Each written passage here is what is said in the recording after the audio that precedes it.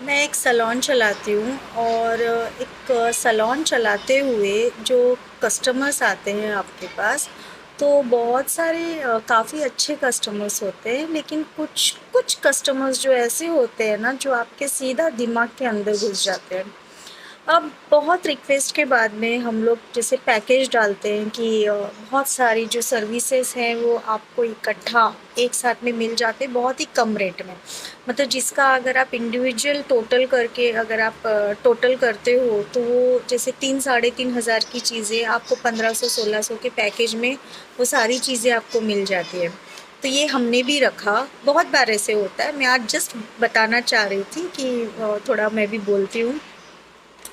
तो जैसे कुछ पैकेजेस हमने बनाए हैं तो क्लाइंट का ऐसे होता है, बहुत सारे क्लाइंट्स नहीं, उसमें से एक दो क्लाइंट के ऐसे होते हैं कि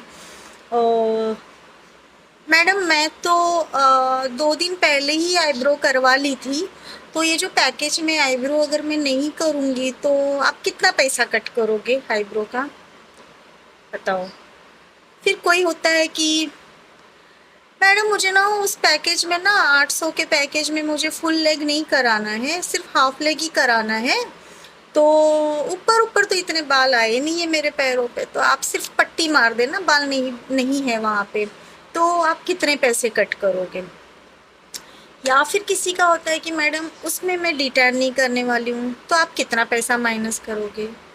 तो मुझे सिर्फ ये बोलना है, एक सीधी सीधी सी बात है या एक सीधा सा एग्जाम्पल है कि आप जब किसी रेस्टोरेंट में जाते हो या आप किसी जब होटल में जाते हो, आप बहुत सारी चीज़ें एक साथ खाने को मिले इसलिए आप एक थाली ऑर्डर करते हो कि उसमें आपको 2 3 तरह की सब्जियां, दाल, एक स्वीट, अचार, पापड़, सलाद, राइस, रोटी, सब कुछ आपको इकट्ठा मिल जाता है।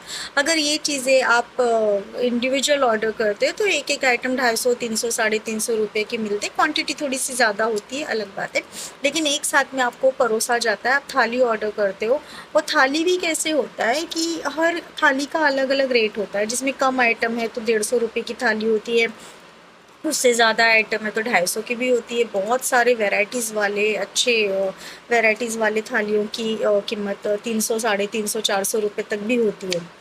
तो क्या आप उस रेस्टोरेंट में आप ये बोलते हो कि इस थाली का मैं अचार नहीं खाने वाली हूँ सर, मैं तो अचार खाती ही नहीं हूँ, तो आप कितना पैसा कम करोगे थाली में से मेरा। या मुझे पापड़ पसंद नहीं है तो आप उसका कितना माइनस करोगे। या अरे मैं तो ये जो पनीर की सब्जी है ना, वो मैं पनीर खाती नहीं हूँ, मुझे ना दूध से एलर्जी है, तो मुझे वो पनीर की सब्जी का पैसा माइनस कर दो थाली में से। आप ये चीज़ें तो रेस्टोरेंट में जाके नहीं करते हो ना।